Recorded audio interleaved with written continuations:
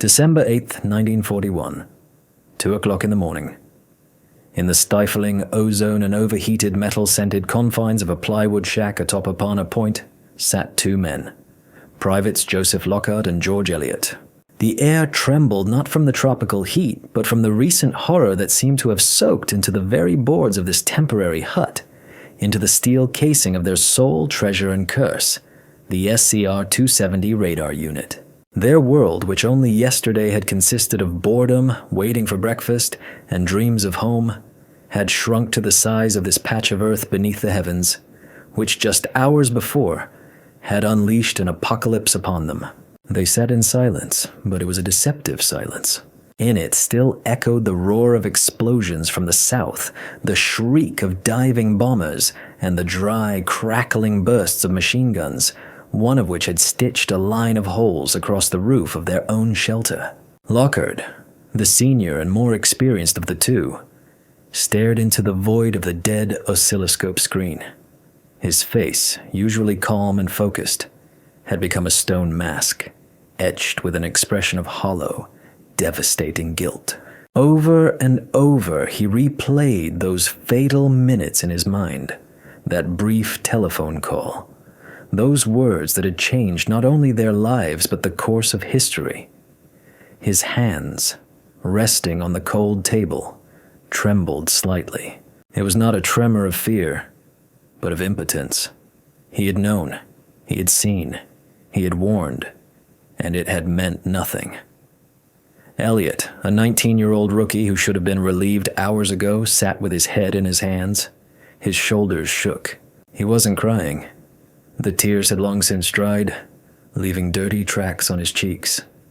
He was trying to erase the image they had witnessed from this hill, like gods on Olympus gazing upon the ruin of mortals. The columns of black smoke rising over the harbor, which they had first mistaken for a fire in the sugarcane fields. The small, toy-like ships that were suddenly wreathed in orange flame and broken in two. They were the first to see the war begin, and now, it seemed, they would be the last who remembered how it truly started. Not with the thunder of the first bomb, but with a quiet, ominous blip on a green radar screen, with an indifferent voice on the telephone, with the horrifying realization that you are screaming into the void while disaster is already at the door. How did they, two ordinary guys, end up at this point, at this hour, becoming silent witnesses to the birth of a new, terrifying world? How did their knowledge, their discovery, their warning turn to dust, leaving behind only the bitter taste of ash on their lips and a guilt the size of an ocean? To understand how they reached this state of living ghosts, locked in a plywood coffin at the top of the world, we must go back 20 hours, to that serene and impossibly distant Sunday morning, when the sun was not yet obscured by the smoke of burning battleships and Private Elliott's only concern was his upcoming breakfast. December 7th, 1941, 4 o'clock in the morning. The air on the north shore of Oahu was thick and humid like warm milk. It smelled of salt, hibiscus, and damp earth. A light breeze drifted in from the ocean, rustling the leaves of the sugarcane on the hillsides, and bringing with it the illusion of coolness. The night was still in full command of this paradise, scattering myriads of bright, unblinking stars across the black velvet sky, the kind you only see in the tropics. In this world, it seemed, there was no place for war. War was somewhere else, far away, thousands of miles across the water, in newspaper headlines, in the crackling radio news broadcasts from Europe. Here, in Hawaii, it was an abstraction, a topic for conversation in the bars of Honolulu. Nothing more. Atop Opana Point, in a small shack cobbled together from plywood and planks, a semi-darkness reigned, barely dispelled by the dim light of a few electric bulbs. This was one of 6 mobile radar stations deployed on the island a few months earlier. A new, secret, and not fully understood weapon that was supposed to become the eyes and ears of the American fleet in the Pacific. Inside the hut hung the heavy smell of ozone, emitted by the working vacuum tubes, mixed with the aroma of cheap coffee and sweat. Private Joseph Lockhart, a 22-year-old from Pennsylvania, had been sitting for several hours before the main miracle and curse of this station, the oscilloscope. Its round, 5-inch screen glowed with a phosphorescent green light, across which a thin horizontal line ran, occasionally twitching from static interference. Lockhart was serious beyond his years. He was one of the few who treated this strange machine not as a toy, but as a serious instrument. He spent hours studying the manual, trying to understand the capricious soul of this collection of tubes and wires. He believed in the future of radar, even though most officers considered it an unreliable and useless venture. Next to him, fighting off sleep, sat Private George Elliott. For him, a 19-year-old kid fresh from Chicago, this duty felt more like an exile. He didn't understand all this complex technology. His job was to assist Lockhart, keep the log, and dream of the moment their shift would end. And it was scheduled to end at exactly 7 o'clock in the morning. It was a Sunday, and Elliott was already anticipating hopping on the truck that would take them to the barracks, just in time for a hot breakfast. That was his main motivation. The shift dragged on painfully. They had come on duty at 4 in the morning. Time passed, and nothing happened. The screen was clear. The silence was broken only by the monotonous hum of the generator and the chirping of cicadas outside. They talked about trivial things, girls, baseball, how tired they were of the tropical heat. Elliott was convinced they were wasting their time. No one flew on a Sunday morning. The Army slept. The Navy slept. The whole world slept. Lockhart, however, continued to stare intently at the green screen. His orders stated that the station should operate from 4 to 7 in the morning, the most dangerous time for a surprise air attack, according to headquarters. He took it seriously. At 6:30 in the morning, an operator from the information center at Fort Shafter called to check if everything was in order. Lockhart reported that all was quiet. At 6:45, the driver of the truck that was supposed to pick them up called to say he would arrive at 7 sharp. Elliott perked up. Only 15 minutes left. He could already smell the bacon and eggs. At 6:54, Lockhart gave the screen one last look. Clear. He sighed and began the shutdown procedure. It was time to pack up. At that moment, he didn't yet know that his decision, dictated by simple soldierly diligence, not to turn off the equipment until exactly 700 hours, would become the starting point of his personal hell. At precisely 7 o'clock in the morning, as Private Elliott was preparing to get up from his chair in anticipation of a quick breakfast, Lockhart, casting a final glance at the screen, suddenly froze. He leaned closer, his face tensing. Elliott followed his gaze. On the screen, which had been perfectly clear just a second before, something strange was happening. The green timeline, usually as steady as the flat line of a dead man's heart, suddenly rippled. Out of the static noise, out of the electronic nothingness, a blot began to form. It was indistinct, blurry, like a random interference, but it didn't disappear. It pulsed, grew, and became denser with each passing second. Lockhart stared at the phenomenon, mesmerized. A chill ran down his spine. He had seen interference hundreds of times, but this was something different. There was a sinister purposefulness to this blot. It didn't just appear, it moved. Elliott, still thinking about breakfast, said impatiently, "Joe, it's time. The truck's probably waiting." But Lockhart didn't hear him. He was completely absorbed by the screen. He turned on the calibrator, checked the settings. No, the equipment was fine. This wasn't a malfunction. This was real. He whispered without taking his eyes off the oscilloscope, "George, look at this." Elliott came closer, peering at the screen with disbelief. He had never seen anything like it. The blot had grown to an incredible size, occupying almost the entire right side of the screen. It was dense, massive, like a cloud. Lockhart grabbed a pencil and ruler and quickly began making calculations on a piece of paper, checking them against the scale on the screen. His hands were shaking slightly. Azimuth, 3 degrees east of north. Range, 137 miles. He looked up at Elliott, his gaze a mixture of amazement and alarm. "This is the biggest signal I've ever seen," he said quietly. Elliott shrugged. "Maybe it's some kind of glitch. Let's just shut it down, Joe. We're going to be late." But Lockhart couldn't stop now. He was a hunter who had spotted the tracks of an unseen beast. He waited a few minutes. The blot didn't disappear.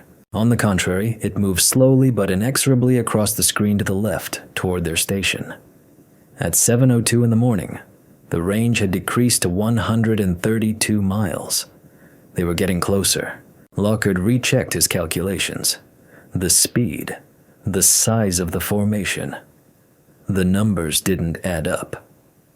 By all accounts, this was an armada. At least 50 aircraft. 50! On a Sunday morning. Coming from the north, from the open ocean, where there should have been nothing but water. A swarm of thoughts raced through his mind. They could be friendlies. B-17 bombers were expected from the mainland, but they were supposed to arrive from the east, from California, and not in such numbers. They could be naval patrol planes, but not 50 of them at once. Elliot, seeing Lockhart's genuine alarm, began to worry too. Breakfast was forgotten. Something was happening. Something big and incomprehensible. Lockhart made a decision. He had to report it. It was his direct duty. He looked at the clock. 7:06. Their shift had officially ended 6 minutes ago.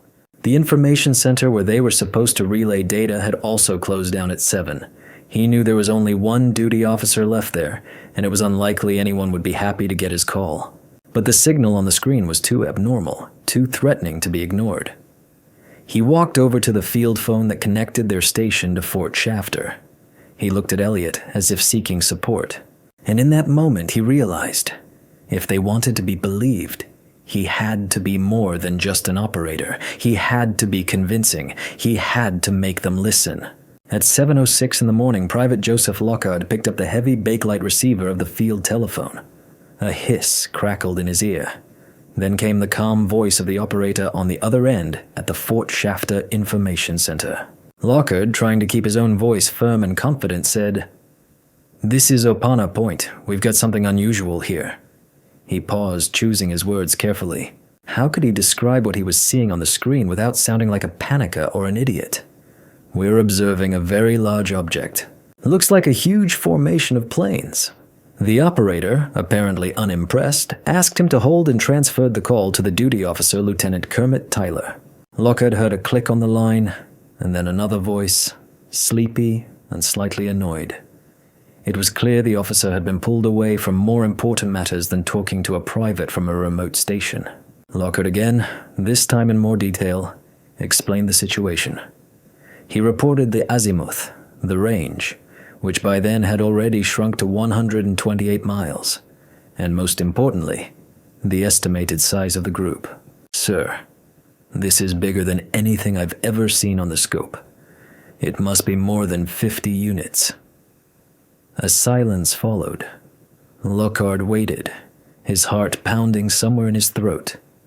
He expected to hear alarm, questions, an order to continue observation. Instead, Lieutenant Tyler calmly, almost paternally, spoke the words that would become a death sentence for Lockhart and Elliot. Words that would haunt them in their nightmares for the rest of their lives. "Sounds like our B-17's coming in from the mainland. Don't worry about it." Lockhart was speechless for a moment. B-17s? But they were supposed to come from the east, and these were coming directly from the north. And 50 of them? He tried to object. "But sir, they're coming from the wrong direction, and there are too many of them." But the lieutenant cut him off. His voice held not a shadow of a doubt. It was the voice of the system, the voice of order, a voice unaccustomed to being contradicted by privates. "It's all right, Private. You can pack it up and head to breakfast." The line went dead with a series of short beeps. Lockhart slowly placed the receiver back on its cradle. He looked at Elliot. His partner's face showed a mixture of relief and disappointment. Relief, because the alarm had been false, and they could finally go eat. Disappointment, because their great discovery had come to nothing. But Lockhart felt no relief. An icy chill of doubt had settled in his soul. He knew what he had seen. He knew his calculations. And he knew the lieutenant was wrong. But what could he do? He was just a private. He had reported it. He was given an order. He had to obey. This was the army. But he couldn't. He couldn't just turn off the equipment and leave, leaving that ominous blot on the screen unattended. In that moment, two men fought within him, the disciplined soldier and the responsible professional. And the professional won. He looked at Elliot and said, "You know, George, I'm not shutting this down. Let's keep watching. Just for ourselves. For practice." Elliot sighed but didn't argue. He saw the state Lockhart was in, and he himself was curious to see how this would all end. He sat down beside him. They stayed. The two of them, alone with the radar that continued to show the approach of an unknown force. They had disobeyed an order. They decided to stay and watch. They didn't know it yet, but that decision would transform them from ordinary soldiers into the sole audience of the most terrifying spectacle in American history. They stayed. That decision, made in the silence of the plywood hut, was a quiet rebellion against indifference and routine. Lockhart couldn't even explain to himself why he did it. It was intuition, a professional gut feeling that screamed at him that something out of the ordinary was happening. He returned to the oscilloscope. Elliot sat down beside him, pulling a notepad and pencil from his pocket. If they were going to stay, they might as well do it by the book. He began keeping an unofficial log of their observations, recording the time, azimuth, and range. The blot on the screen continued its slow, inexorable advance. At 7:15, the range had decreased to 92 miles. At 7:25, it was down to 71 miles. They were approaching at a constant speed of about 180 miles per hour. Lockhart, peering at the screen, tried to discern the structure of the formation, but the signal was too dense, too solid. It was as if a single, enormous, metallic object was moving through the sky. He tried to imagine the sight. 50, maybe more. Aircraft flying in complete radio silence through the morning sky. Where were they going? And why? Elliot, who had initially treated the situation as a fun adventure, was gradually becoming infected by Lockhart's anxiety. He looked from the screen to his partner's focused face. He was beginning to understand that they weren't just observing an anomaly, they were tracking an event. Every few minutes, Lockhart would report new data, and Elliot would carefully log it in his notebook. Their actions became a mechanical ritual. 7:30. Range, 55 miles. 7:39. Range, 22 miles. They were very close now, just off the northern tip of the island. And then the signal vanished. It just disappeared. The screen was clear again. The line was flat. Elliot looked at Lockhart in confusion. "Is that it? Are they gone?" Lockhart shook his head. He knew what had happened. "No, they haven't disappeared. They've dropped too low. Our radar can't see them because of the hills of the Kulau Range." He pointed to a map hanging on the wall. "They're somewhere around here now, crossing the coastline, and they're heading straight south, towards Pearl Harbor." At that moment, a complete, ringing silence fell over the hut, broken only by the hum of the generator.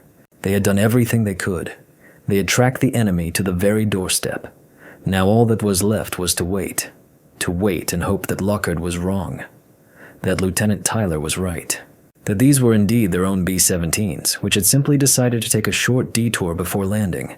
But deep down, Lockhart knew it wasn't true. He felt it in every cell of his body. He looked at his watch. 7:40. He did a quick mental calculation. If the planes maintained their speed, they would reach Pearl Harbor in 10 to 15 minutes. He stepped out of the hut into the fresh air. The sun had already risen above the horizon, bathing the valley in golden light. In the distance to the south, where the outlines of the harbor were faintly visible through the morning haze, all was quiet and peaceful. He stood on the hilltop, one of the few people on earth who knew that in a few moments this world would shatter. It was the knowledge of a prophet whom no one believes, a knowledge that was more terrifying than any ignorance.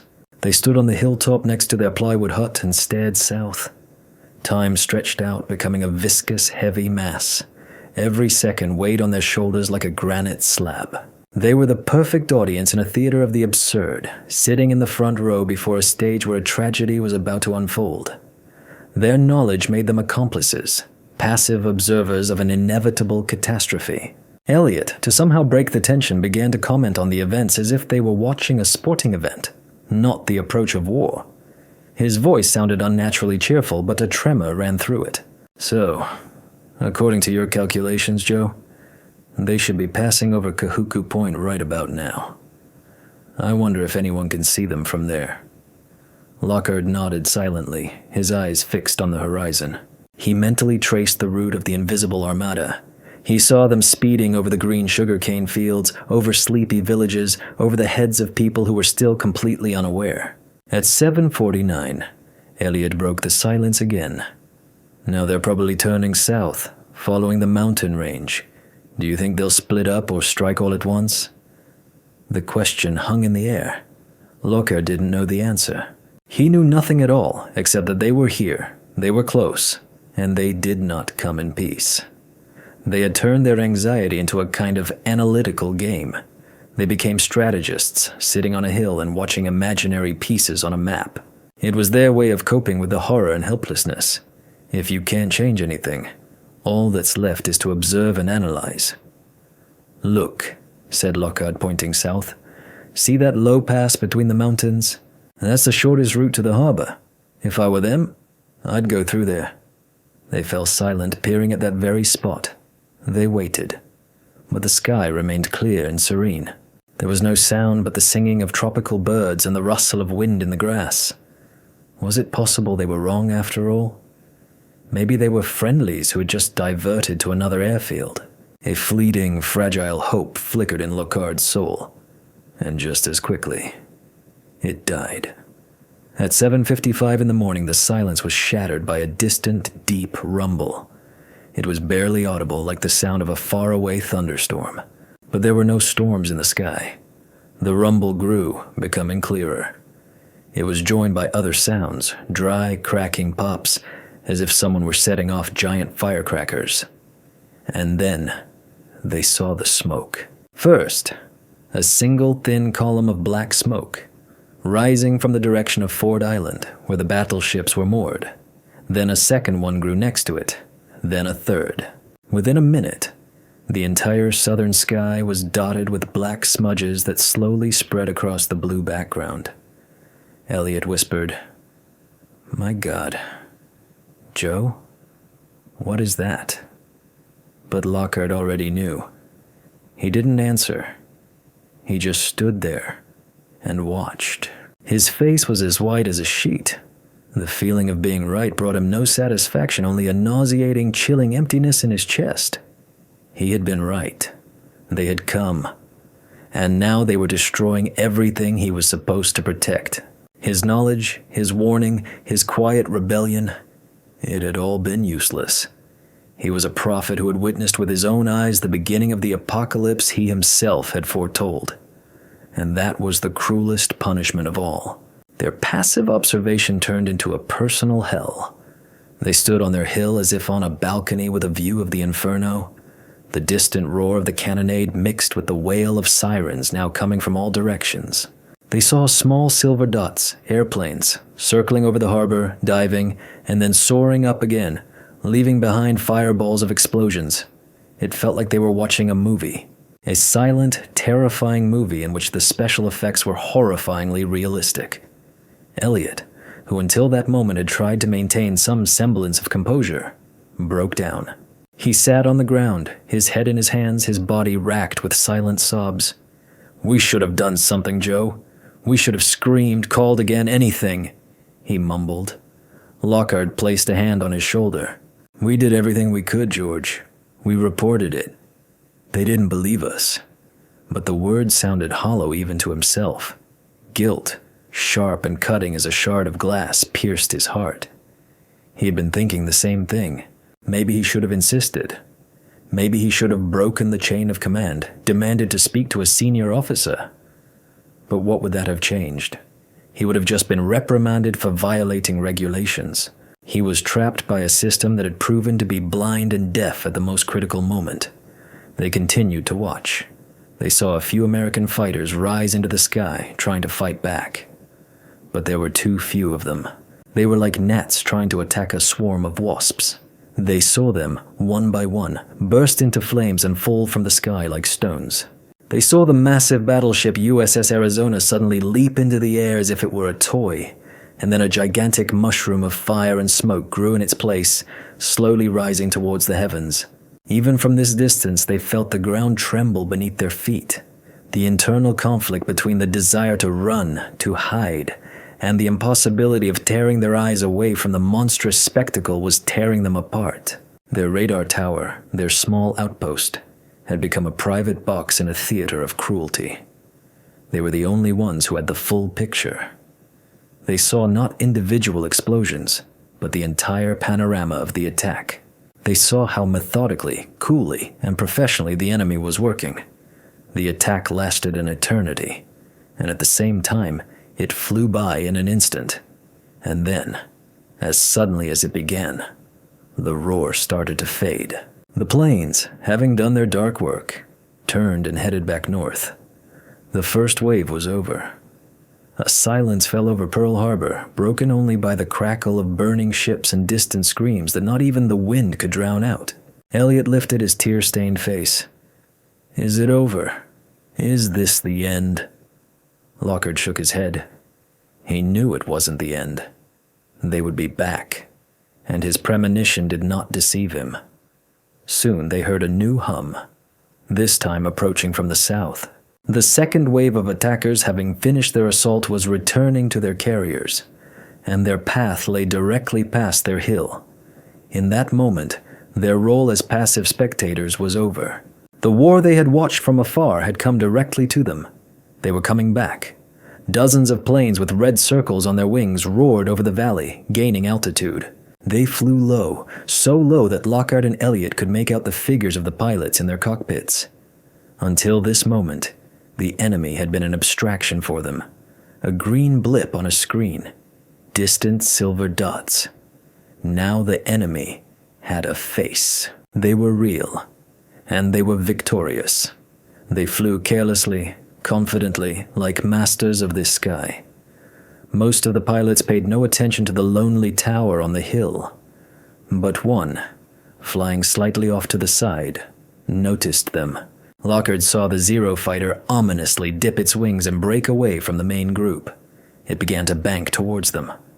In that instant, time for the two observers compressed into a coiled spring. All the horror they had felt watching the fleet's destruction seemed like a child's scary story compared to the animal terror that seized them now. They were no longer spectators. They were the target. "Get down!" Lockhart yelled, grabbing Elliot's arm and dragging him towards a shallow ditch at the base of the tower. They hit the ground a moment before the air exploded with the deafening roar of an engine and the dry crackle of a machine gun burst. Bullets churned up the earth inches from their heads, kicking up fountains of dust and grass. Several bullets slammed into the plywood wall of their hut with the sound of a hammer striking wood. They pressed themselves into the ground, covering their heads with their hands, waiting for the end. The fighter, after making one pass, roared over them and rejoined its group. It all lasted no more than 5 seconds. But those 5 seconds changed everything. They had transitioned them from the status of witnesses to participants. They had received their baptism by fire. Lockhart carefully raised his head. The sky was clear again. The planes had disappeared over the horizon as suddenly as they had appeared. He looked at Elliot. He was lying motionless, his face paler than chalk. Lockhart thought he was wounded, but then saw that Elliot was simply paralyzed with fear. He was alive. They were both alive. They had survived. Lockhart got to his feet on trembling legs and looked around. Several ragged holes gaped in the wall of their hut. The radar antenna, their pride, their secret weapon, was untouched. They had survived by a miracle. They sat in silence, trying to process what had just happened. They were the first to see the enemy. Their warning was ignored. They witnessed the destruction of the fleet, and in the finale of this spectacle, they themselves had nearly become its victims. Their small, personal war was over. But soon another war was about to begin. A war with their own memory, with their guilt, and with a system that would refuse to admit its mistake. They didn't know it yet, but the worst for them was just beginning. They sat on the hilltop, amidst the smoking ruins of their world, and waited. They didn't know for what exactly, but they felt that their story was far from over. In the distance to the south over Pearl Harbor, ships continued to burn, and black smoke like a shroud covered the sky. Hours passed that felt like an eternity. The chaos that engulfed the island after the attack was total. No one remembered the lonely radar station on the North Shore. Lockhart and Elliot were cut off from the world, left alone with their thoughts and fears. It wasn't until around noon that a military jeep appeared on the road leading to the hill. Several officers and armed soldiers got out. Their faces were grim and tense. They looked at Lockhart and Elliot with suspicion, as if they were ghosts. News that the Opana Point station had sent a warning had finally reached headquarters, and now the investigation had begun. The euphoria of survival they might have felt was instantly replaced by a cold, clammy fear. They were not greeted as heroes. They were greeted as suspects. They were separated and interrogated right there, in their bullet-riddled plywood hut. The questions were harsh, probing, full of disbelief. Who were they? How long had they been serving here? Were they sure of what they saw? Could it have been an equipment malfunction? Had they mistaken American planes for enemy aircraft? With protocol-like precision, over and over, Lockhart recounted what had happened. He spoke of the signal, his calculations, the phone call. He showed them the unofficial log that Elliot had kept. Every number, every entry confirmed their story. But the officers looked at them as if they were searching for a lie, a trick, an attempt to save their own skins. The system, which just a few hours earlier had shown criminal negligence, was now looking for scapegoats. And two privates who were in the wrong place at the wrong time were the perfect candidates. The interrogations continued for several days. They were taken to headquarters, where they were questioned by higher-ranking officers. They sat in sterile offices under the dim light of lamps and were asked the same questions, forced to repeat their story dozens of times. They felt not like witnesses, but like pieces of evidence. Their unique, tragic experience was dissected, studied under a microscope, searched for flaws. Their heroic act, their decision to stay at their post against orders, was now being interpreted as a breach of discipline. Their warning, which could have saved thousands of lives, had become an inconvenient fact that cast a shadow over the entire command. Gradually, they began to understand the terrible irony of their situation. They had survived a hellish attack, but now they had to survive a clash with soulless military bureaucracy. And this enemy was no less dangerous. It didn't shoot bullets. It destroyed reputations, broke careers, and buried the truth in dusty archives. The system delivered its verdict, which became for them the final, cruelest blow. The official investigation acknowledged that they had indeed detected the aircraft and reported it. Their testimony became key to understanding how the disaster had been possible. But instead of medals or even recognition of their correctness, they were met with an order of non-disclosure. Their story was classified. Their brotherhood, forged on the peak of Opana Point, was destroyed by an order to separate and remain silent. Their heroic act was buried alive. Fate scattered them like autumn leaves. The war they were the first to meet rolled on, drawing millions of people into its vortex, and their small tragedy was drowned in an ocean of grief and loss. Joseph Lockhart, the man who first saw the enemy, was promoted to sergeant, but his career stalled. He was sent to train new radar operators far from the theaters of war. He became a carrier of unique knowledge that the system wanted to use, but at the same time, he was a silent reproach, a reminder of its own failure. After the war, he returned to Pennsylvania, tried to live a normal life, and worked for an electronics company. But the ghosts of Pearl Harbor never let him go.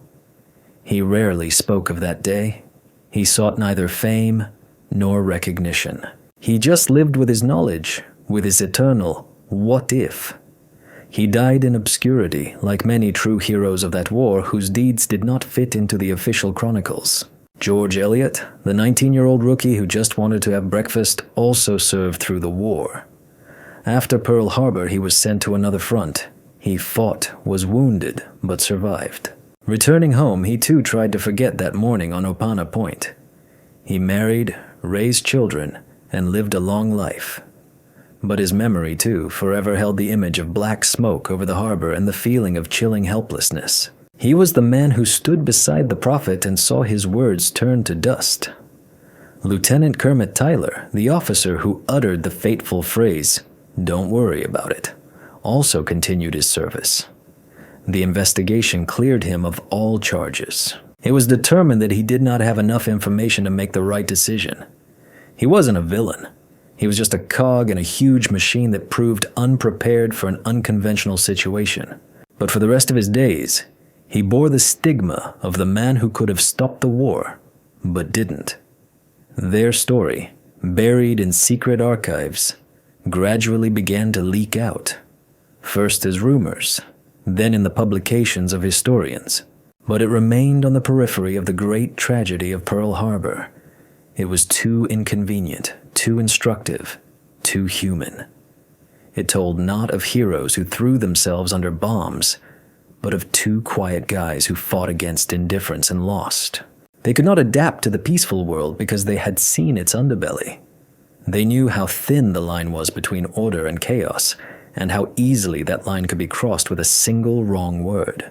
Their graves are lost in the vast expanses of America.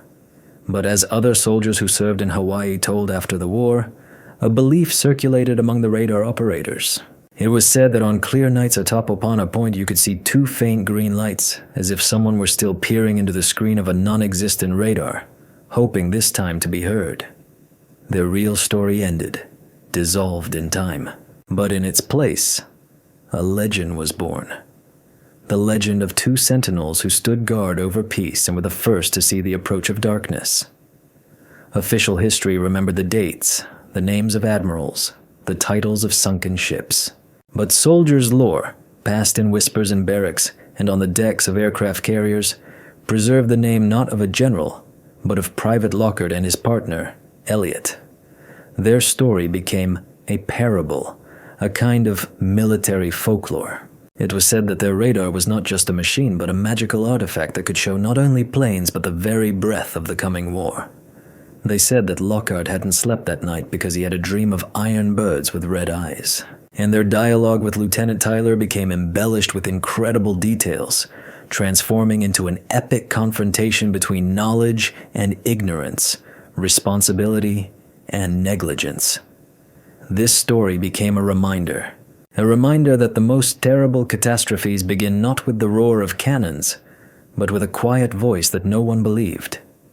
It became a symbol of the tragedy of Cassandra, transplanted into the 20th century. That knowledge can be a curse if the world is not ready to accept it. Was their struggle worth such a sacrifice? Was it worth disobeying an order to stay at their post and witness hell, only to carry the burden of that truth for the rest of their lives? There's no answer to that question. But their decision left us with something more than just an interesting historical fact. It left us a story of human dignity. That even when the system is blind, the professionalism and responsibility of an ordinary person matter. They lost the battle with bureaucracy, but they won the war for their own conscience. This story is not just a chronicle of one tragic morning.